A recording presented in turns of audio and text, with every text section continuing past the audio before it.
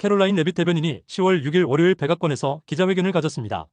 대변인은 현재 6일째 지속되고 있는 연방정부 셧다운 상황을 강조하며 수백만 명의 미국 연방 공무원과 군인들이 급여를 받지 못하고 있다고 지적했습니다. 이 셧다운의 근본 원인은 민주당이 향후 약 2천억 달러가 소요될 것으로 예상되는 불법체류자를 위한 무상 의료를 요구하고 있기 때문이라고 트럼프 행정부는 주장합니다. 대변인은 민주당 상원의원들에게 정부를 즉시 재개할 것을 강력히 촉구했습니다. 지금부터 한글번역 전체 영상을 시청하시겠습니다. How are you? Glad you're so excited to see me today. Alrighty. Good afternoon, everybody, and happy Monday. Let's get to it, and we'll begin with a few scheduling announcements today. President Trump will be hosting the Canadian Prime Minister Mark Carney tomorrow for a working meeting here at the White House. On Thursday, the president will host his 8th cabinet meeting alongside his incredible team. Also on Thursday afternoon, President Trump will host the President of Finland, Alexander Stubb, for a working meeting here at the White House. The president also wanted me to relay his congratulations to Japan for electing their next prime minister, a highly respected person who also happens to be the first female to hold the position for our great ally. While President Trump continues to negotiate peace deals, meets with world leaders, and celebrates the 250th birthday of our United States Navy, as you saw he and the First Lady do just yesterday, Democrats, unfortunately, are continuing to play political games. And we are now in day 6 of the Democrat federal government shutdown. Millions of American federal workers are under enormous financial stress as a result, wondering how they will pay their bills and take care of their families. If the Democrats do not vote to open the government tonight, federal workers will not receive their next full paycheck. Additionally, the special supplemental nutrition program for women, infants, and children will run out of federal money very soon. This program provides vouchers to buy infant formula, fresh fruits and vegetables, and other healthy foods for low-income families. It can be easily fully funded if Democrats simply vote tonight to reopen the government. Also, our incredible military service members who risk their lives to preserve and defend our country are now working without pay and will miss their next paychecks if this Democrat shutdown does not end tonight. The Republican-backed clean and nonpartisan funding bill fully funds this important food aid program, gets our troops paid, and reopens the government. So all of this begs the question, what is the Democrat ongoing shutdown truly about? The sad truth, we believe, is that the Democrats intentionally shut down the government and are inflicting this pain on American citizens to try and demand free health care for illegal aliens. Of course, this is an indefensible and truly radical policy to be in favor of, let alone to use as the primary reason to shut down the United States government. So the Democrats and their allies are desperately lying about their true motivations.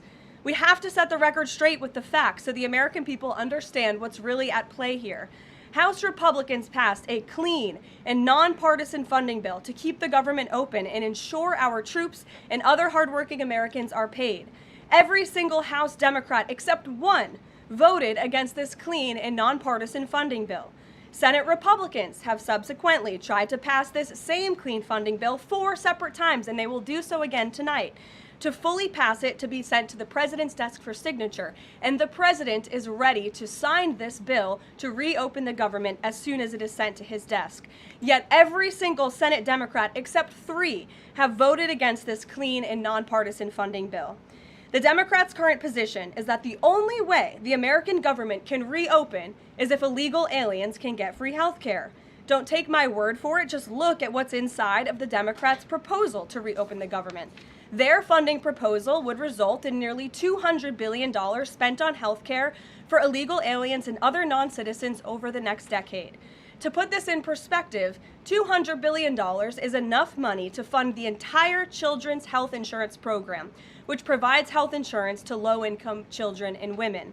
Under the Democrats' proposal, the millions of illegal aliens who improperly were granted asylum and paroled under the Biden administration would once again be allowed to receive Medicaid benefits.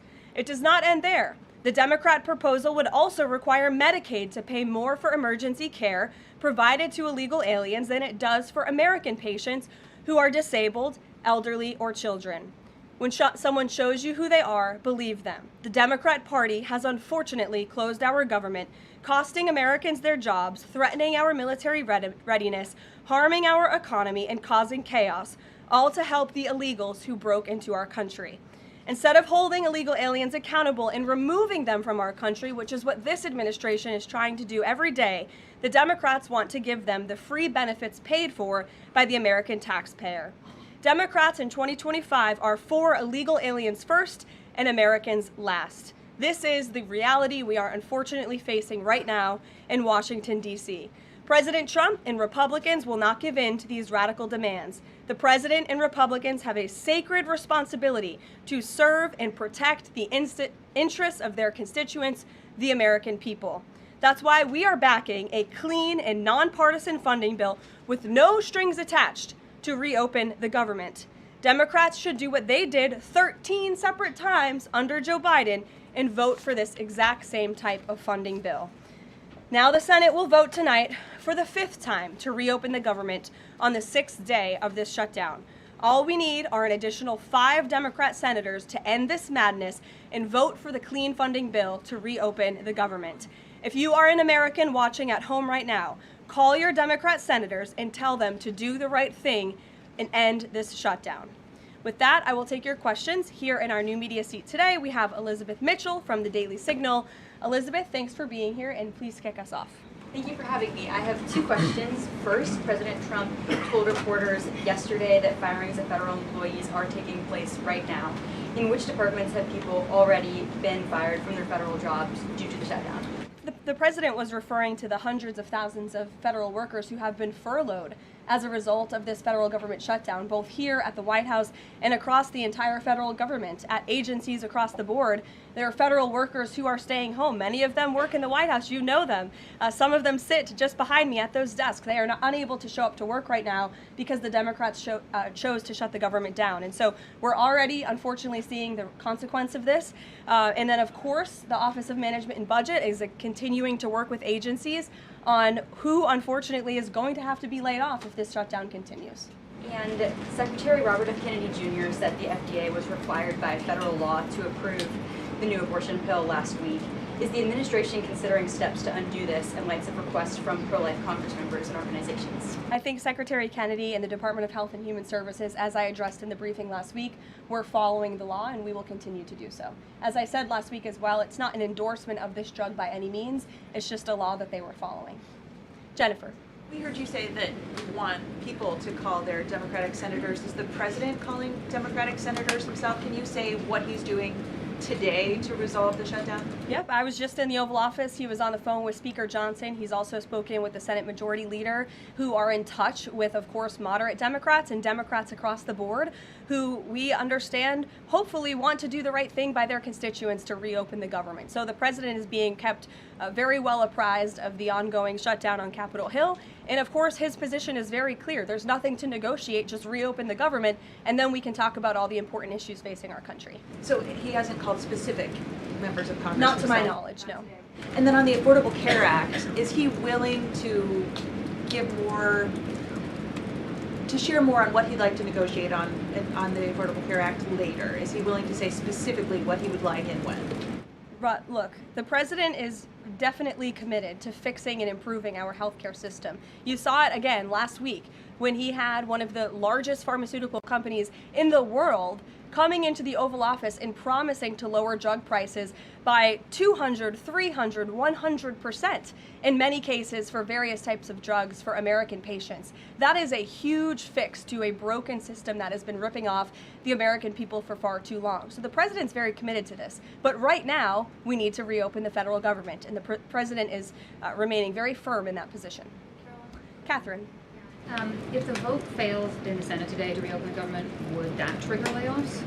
Look, again, we hope that the vote will not fail because this administration wants to reopen the government. We don't want to see people laid off. But unfortunately, if this shutdown continues, layoffs are going to be an unfortunate consequence of that. Is there a timing for when that would happen? Well, look, we'll see how the vote goes tonight. And can you confirm, is the White House floating a proposal to cap Obamacare subsidies by denying them to new enrollees? I have not seen a proposal like that. Emily. Thanks, Caroline. The president said yesterday he was considering a phase 2 approach to Venezuela. Is the president considering U.S. boots on the ground or any kind of support of overthrowing Maduro? I won't get into any specific proposals that are being considered by the president and his national security team, but I think we've been pretty transparent and clear in the administration's view of the illegitimate Maduro regime, and the president has taken very unprecedented, tough action to end the illegal trafficking of illicit drugs into our country from Maduro's illegitimate regime. Caroline. Danny, go ahead. Thanks, Caroline. The French government has collapsed again for the fourth time in a year. And I was just wondering if there's any concern in the White House about the kind of ongoing political crisis there.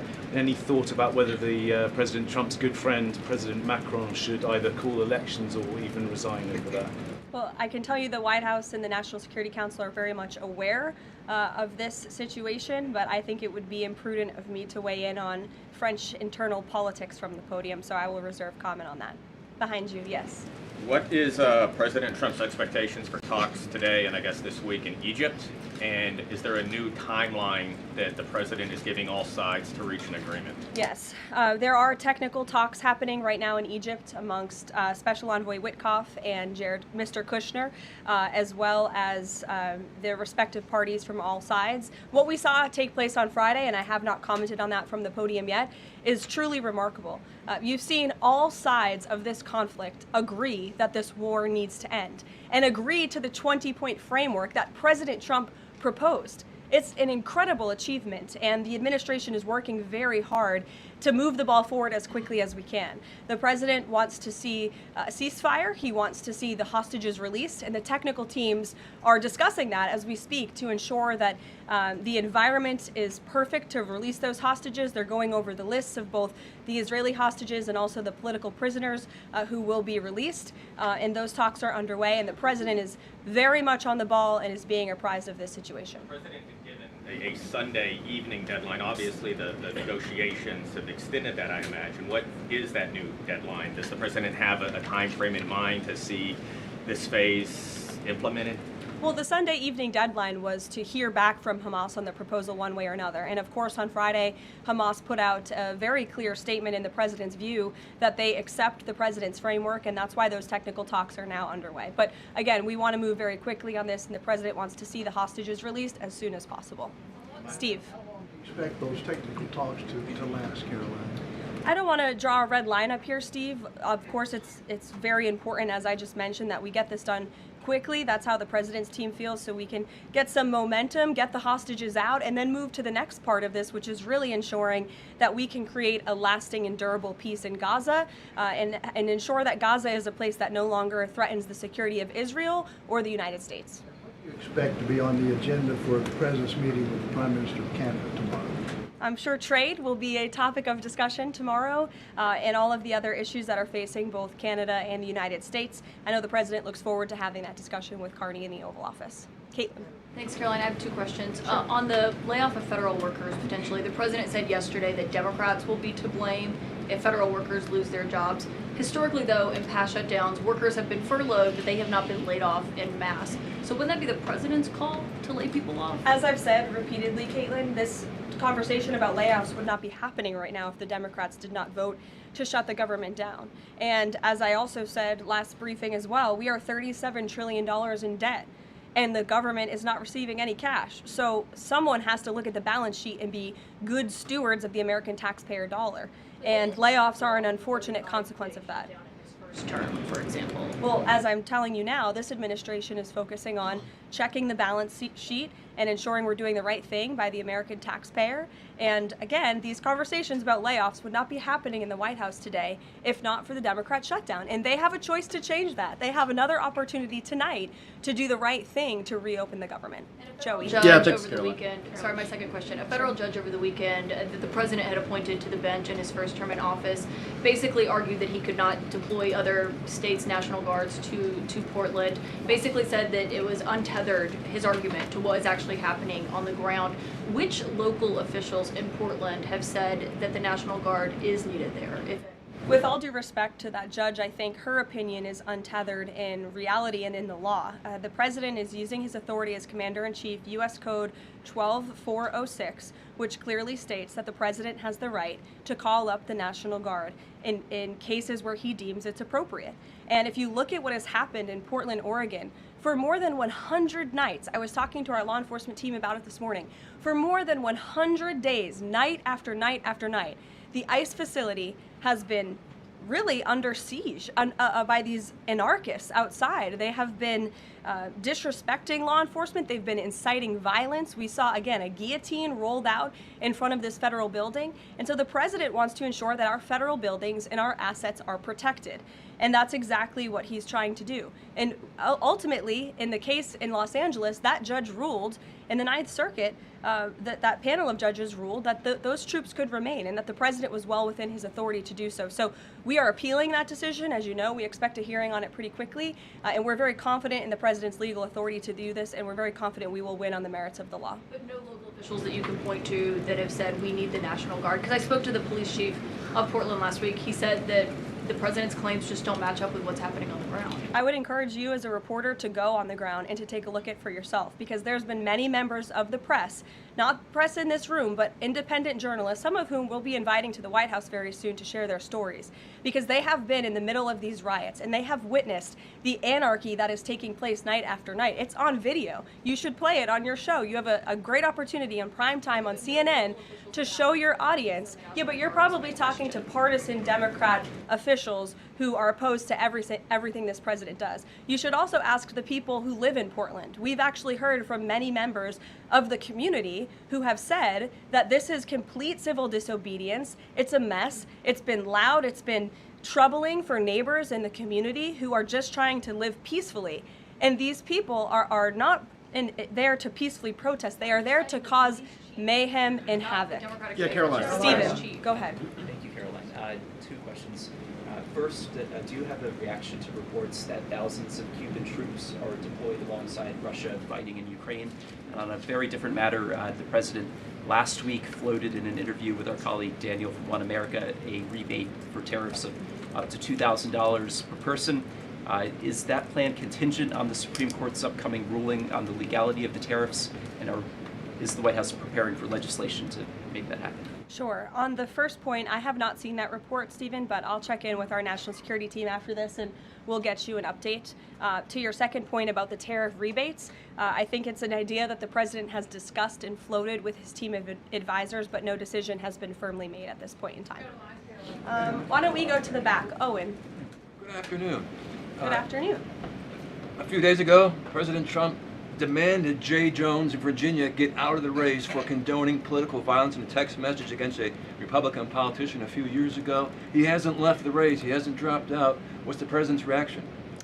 Well, as you know, I'm not at liberty to discuss political races from the podium. I think the president himself made his position very clear, and I think anyone could agree the messages that were sent by this Democrat nominee for Attorney General in Virginia are really shocking, alarming, and completely unacceptable. He was threatening to kill his opponent and his opponent's children, and that type of rhetoric has zero place in our country, and the president was absolutely right to condemn that. One more, please. Sure, go ahead. Thank you. The Democrats have questioned and scrutinized the president's comments about using potentially the military, American cities, as training grounds for the military.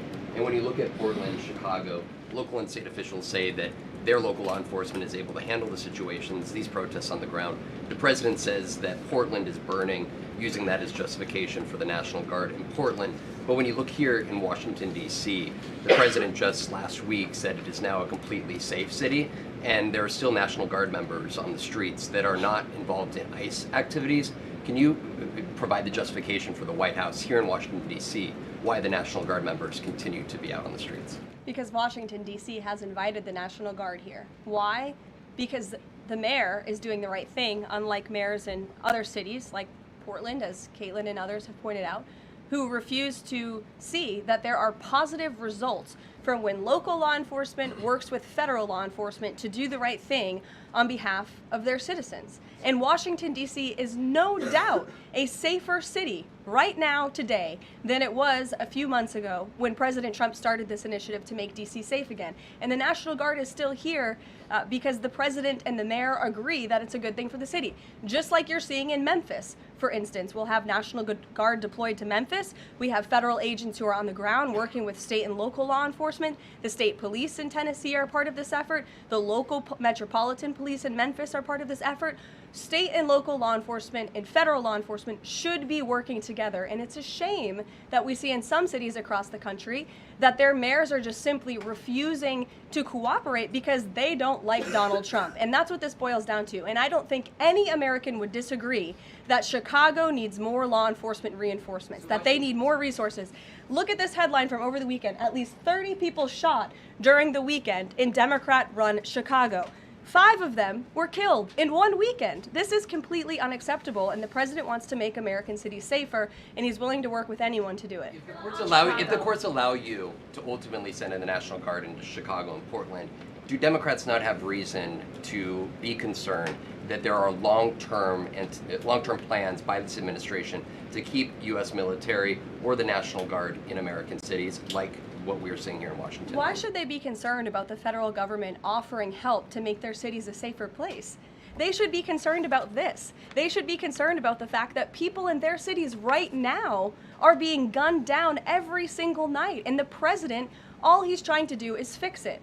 And there has been a complete smear campaign by the Democrats and the media, quite frankly. I was reading Political Playbook this morning, one of the most inside the Beltway newsletters you can find. And you guys are framing this like the president wants to take over the American cities with the military. The president wants to help these local leaders who have been completely ineffective in securing their own cities. And we have already seen there's a positive formula for that. Look at Washington, D.C. The murder rate has declined significantly. Our streets are safer. People who live here feel safer. All of you in this room, I know you do, you just won't admit it. And it's a proven system that works, and the president wants to make America's cities safe again. And I don't think there's anything wrong with that. Michael. Thank you, Caroline. 2 questions, if I may. Because the mayor wants them. Michael. These talks in Egypt, if Hamas does agree to relinquish power and give it up, cede power to this transitional technocratic government, if that does happen, would the Trump administration then recognize a Palestinian state? Look, I don't want to get ahead of the technical talks right now, Michael. They're extremely sensitive. They're taking place, again, as we speak, and there's a lot of, there's many things to discuss, of course. This is, hopefully, we expect and we hope going to be one of the greatest peace deals this world has ever seen. And the Trump administration is working diligently and working very hard to get there. And as I said, Friday, all terms agreed. We have the Arab countries who are working with us. Of course, Israel has been incredible in cooperating with the president's plan and agreeing to it. And we're very hopeful, and we expect that to continue. Caroline, you tweeted about this over the weekend. Thank you. I was going to you in the blue shirt and tie. Thank you, yes, Caroline. You're welcome. The Daily Mail. Today, the Supreme Court declined to hear Ghislaine Maxwell's appeal. Will Trump rule out granting her clemency? Is that something the White House is considering?